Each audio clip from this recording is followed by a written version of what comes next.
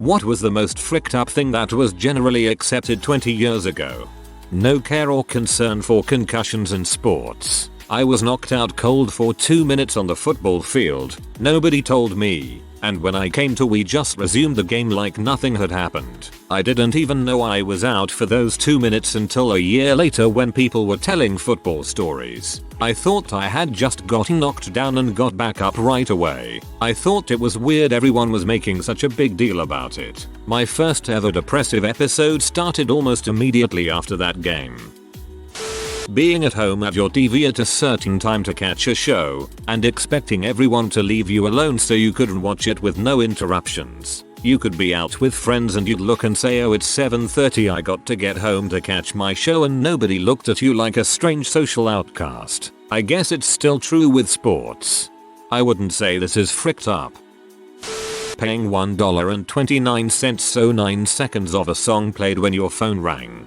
If I download the perfect ringtone, everyone will know I am a cool dude and fun to be around. Downloads peanut butter jelly time. This thread just proves that something we're doing nowadays will be considered fricked up in 20 years time, but we don't know what. The way we handle garbage and recycling in general will be vastly overhauled. Kinda like how plastic shopping bags have been phased out. Well, think back and go, holy crap, why did we make everything disposable out of plastic? That was an awful idea. People dying of chronic myeloid leukemia. 20 years ago it was 100% fatal in less than 5 years. Now it's treated with a once a day pill with no side effects for most people. Freaking miracle science right there. Agreeing with your friends to meet at a specific place at a specific time, then sticking to it because you had no way to communicate in the interim. Basically every plot of Seinfeld is ruined with reliable mobile communication. Female celebrities and actresses with eating disorders such as anorexia and bulimia. It's less prevalent now, but dang was it brutal back then.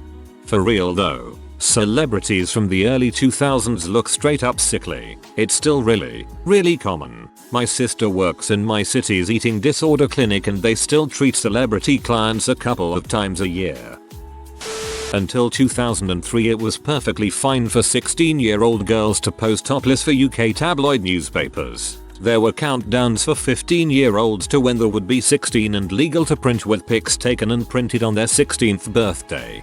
They did the countdown crap for Emma Watson, too, and they still do that crap now. Just ask Billie Eilish.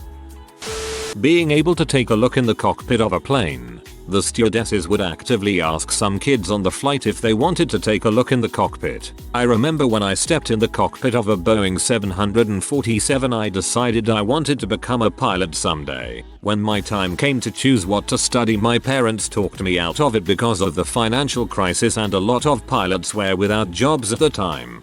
I feel like this is still a thing before takeoff at least.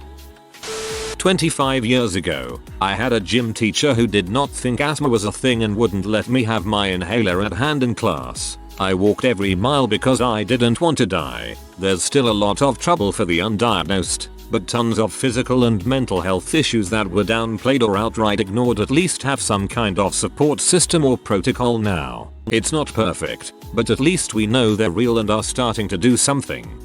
Yep, I have exercise-induced bronchoconstriction. All the way through school I was just written off as being lazy and out of shape. Looking back, as a teacher, I'm pretty appalled that my paid teachers basically just told me to suck it up when I was actually having literal asthma attacks in their classes.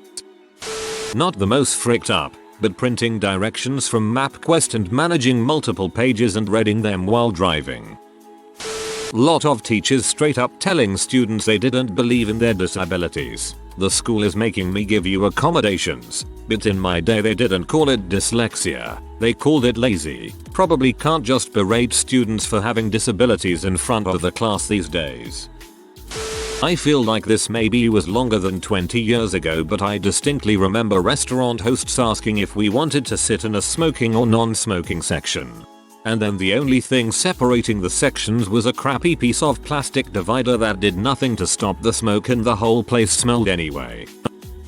In middle school, a student dressed up like an SS Nazi for Halloween. Nobody said anything until my choir teacher told him that some people may find it offensive. Teacher was Jewish. Rural town circa 2005-ish. A couple of teens dressed up as ghosts for Halloween. They made it half the day before the principal told them they had to at least remove the hoods. High school girls dating sleeping with much older guys. I remember being like a junior senior in high school, and my friends had fake IDs and would go to clubs and parties in the city and tell me all about how they got fricked by some guy in his late 20s or even older. This wasn't just my friends. A lot of girls did this. The club was just a big part of socializing once you hit a certain age. A lot of girls had boyfriends in their mid-20s. You would often go to parties and the age range would be like 16-30, with nobody caring that much about age. Today, I have 2 teenagers, and the culture is just so radically different than how it used to be. My daughter told me even a 20-year-old and a 17-year-old is often looked at as weird nowadays. Even just besides romance, big age gaps don't happen socially anymore. My daughter doesn't really socialize with anyone outside of her immediate age group, 17-18. It's seen as strange, and she says nobody at her school really does. Gentle reminder to everyone, 20 years ago was 2001. Take some aspirin while you read these. It will help with your back.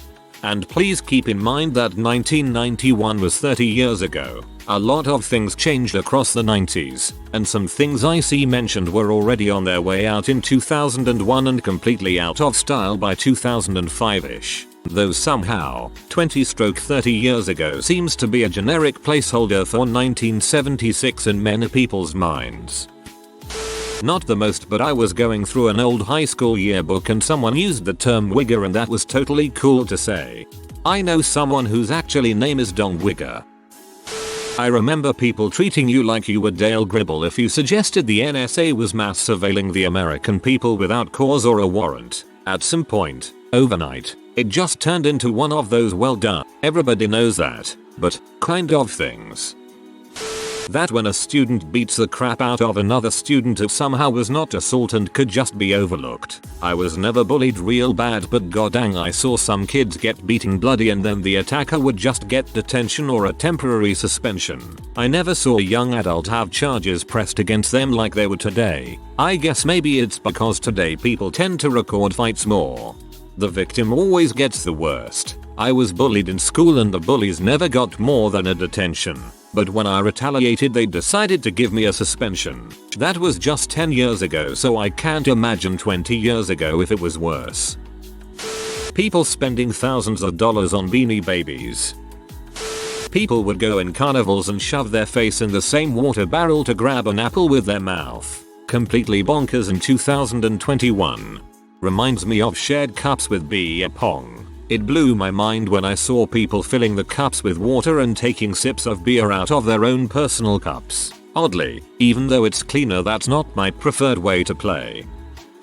Smoking in a car while children are also in the car seems unbelievable. My mom never smoked but still received many of the side effects of second-hand smoke because of her parents. Leaving your young kids unsupervised most of the time. I remember at 5 years old sitting in the parking lot of the bowling alley in my dad's car for 3 hours while he was inside bowling. Also, most of the time, my parents had zero clue as to where I was. I would leave the house in the morning on my bicycle and be home for dinner. Suited them just fine. Catcalling was much more acceptable back then. Basically, I remember hearing it as an 11-year-old from grown men. It wasn't stuff like "what a pretty girl," but full on "hey, baby, come sit in my lap with that skirt on." Women around me, son my own mother, but at times, but she even did it, would sort of shrug and tell me to learn to live with it. Others said that I am young and pretty enough to hear it. It was a joke at times, like in movies where a girl walks by and a crew of men catcall, or an implication that she wore it to get attention. Some people even claimed they knew teen girls who would wear tiny clothes to rack up numbers of catcalling. Now, people are starting to treat it with contempt and more women are speaking out against it, to the point where women turn around and confront them with apparent stupidity. "What was that? I don't understand what you mean." I brought my 20 shotgun to school on my bus, with ammo, kept it in my locker all day, then brought it to my friend's house on his bus because we were going to go grouse hunting the next day. Not a word from anyone.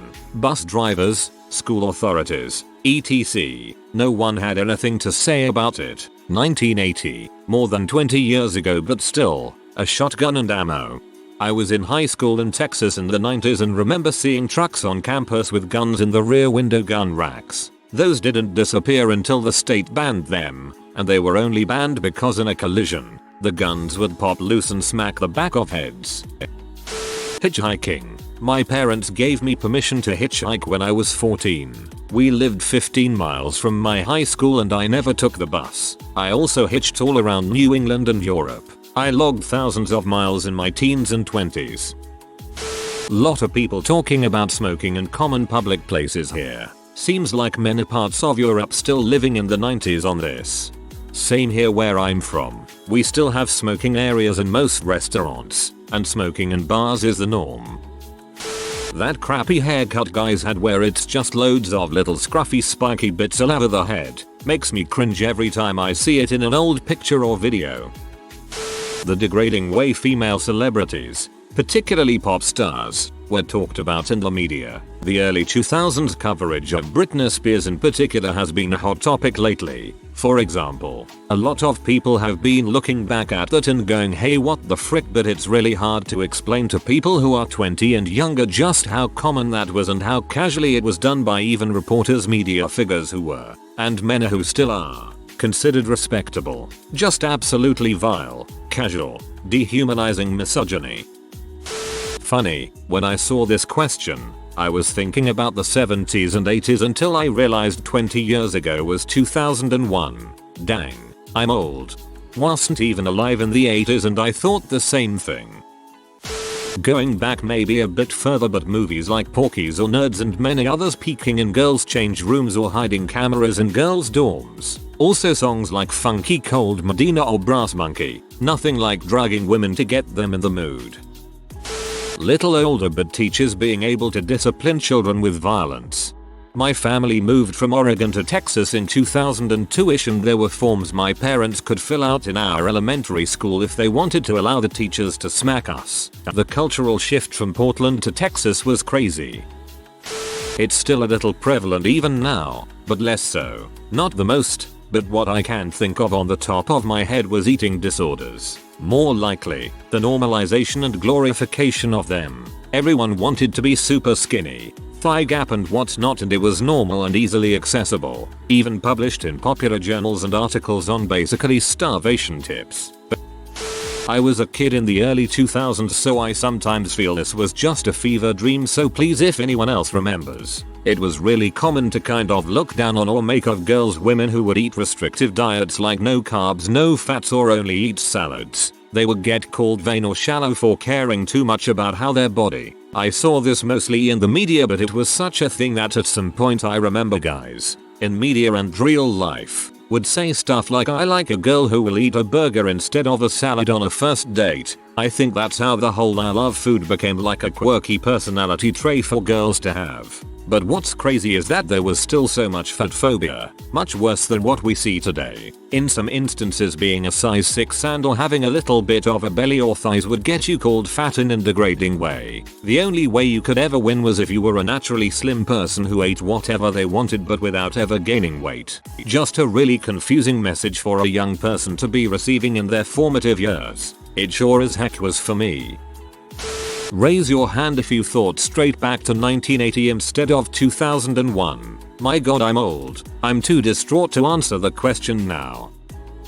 Talk shows like Jenny Craig would have My Teenage Daughter Is Out of Control episodes. The girls will talk about sleeping with men in their 20-40s while the girls are 12-16. The attitude back then was to call the girls S. Few acknowledged that these men are predators. Even a prime Jerry Seinfeld dated a 17-year-old. Super creepy. Of all the women in the world, Seinfeld dated a 17-year-old.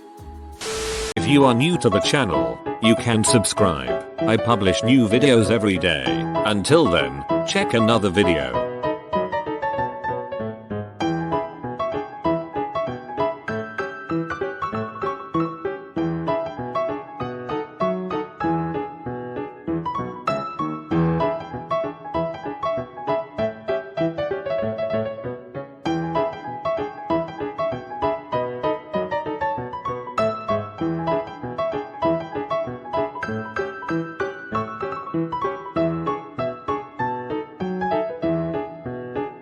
Bye for now.